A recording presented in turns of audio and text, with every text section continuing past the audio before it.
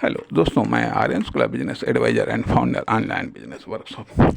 मित्रों, जब हम ऑनलाइन बिजनेस वर्कशॉप में या फिर एज ए बिजनेस एडवाइज़र जब हम किसी भी कॉमर्शियल यूनिट का हम अध्ययन करते हैं, चाहे वह प्रॉब्लम के स्टडी के बारे में हो या फिर रिक्वायरमेंट स्टडी के बारे में हो, तो स्वाभाविक बात है कि किसी भी कॉमर्शियल यूनिट में ये 3 पक्ष या 3 पॉइंट या 3 भाग इम्पोर्टेंट होते हैं। मुख्य रूप से इनका अध्ययन किया जाता है।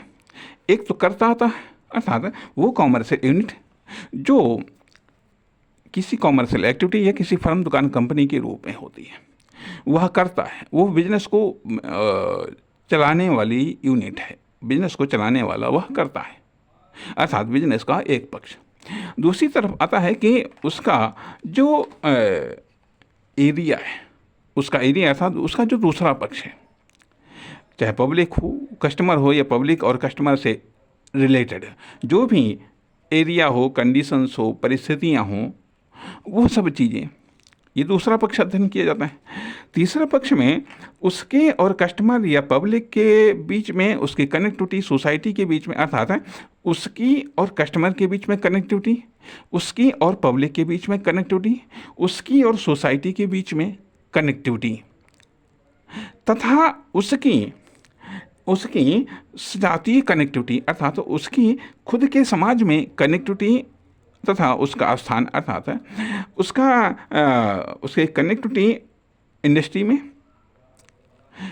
में उसकी कनेक्टिविटी इकोनॉमी में, अर्थात उसकी जातीय कनेक्टिविटी। दूसरी तरफ उसकी जो मतलब मुख्य रूप से बात आती है कि जो कॉमर्शियल यूनिट है उसका अध्ययन, क्योंकि वो बिजनेस को चला रही है।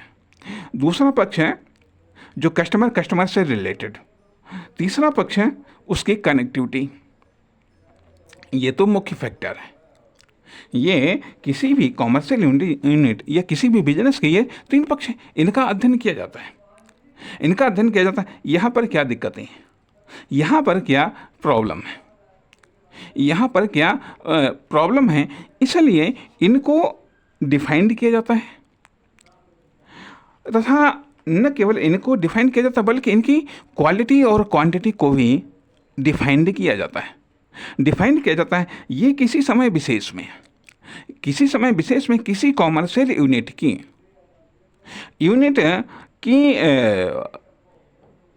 पोजीशन या कह लीजिए बॉडी क्लियर की जाती है, स्पष्ट की जाती है कि आखिरकार उसकी बॉडी, मतलब किसी भी कॉमर्शियल यूनिट की बॉडी इन 3 पक्षों से किसी समय विशेष में निश्चित की जाती है। अब सवाल ये उठता है कि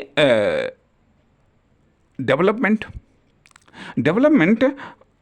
के लिए कौन सा पक्ष का डेवलपमेंट होना है, यानी कि जो कॉमर्शियल यूनिट है उसका डेवलपमेंट होना है, या फिर जो दूसरा पक्ष है उसका डेवलपमेंट होना है, या फिर जो कनेक्टिविटी है उसका डेवलपमेंट होता है। ये तो किसी समय विशेष में किसी कॉमर्शियल यूनिट की स्थिति आती है। फिर दूसरी चीज़ आती है कि जो सपोर्टिंग कंडीशंस आती हैं और डिससपोर्टिंग या एंटी कंडीशंस आती हैं। सपोर्टिंग में मान लीजिए इंडस्ट्री है या इकोनॉमी है या ये सब फैक्टर आते हैं, तथा डिससपोर्टिंग में कंपटीटर हो सकते हैं। तो इन चीज़ों को स्पष्ट किया जाता है, क्लियर किया जाता है, और ऐसी कंडीशन में या इन सब परिस्थितियों में उसके कार्य या उसके रोल या उसकी इम्पोर्टेंस को क्लियर किया जाता है। और क्लियर करने के बाद में किसी समय विशेष में उस कॉमर्शियल यूनिट की रियल स्थिति को, रियल कंडीशंस को डिफाइंड करके प्रॉब्लम या रिक्वायरमेंट या प्रॉब्लम के लिए समाधान या रिक्वायरमेंट के लिए पॉसिबिलिटीज़ को तलाश किया जाता है। पॉसिबिलिटीज़ को तलाश किया जाता है कि आखिरकार कहाँ पर क्या हो सकता है, क्या किया जा सकता है। It is important. नमस्कार, धन्यवाद।